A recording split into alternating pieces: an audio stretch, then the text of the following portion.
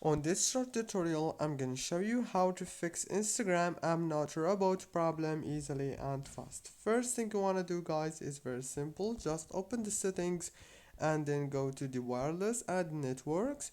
Go to the Wi-Fi and then disable it and wait a few seconds.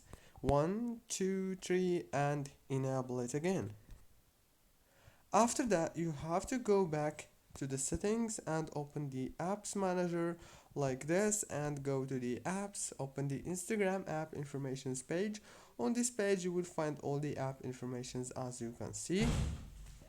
So first thing, click on the storage, click on clear cache and then click on clear data and then click on delete and go back.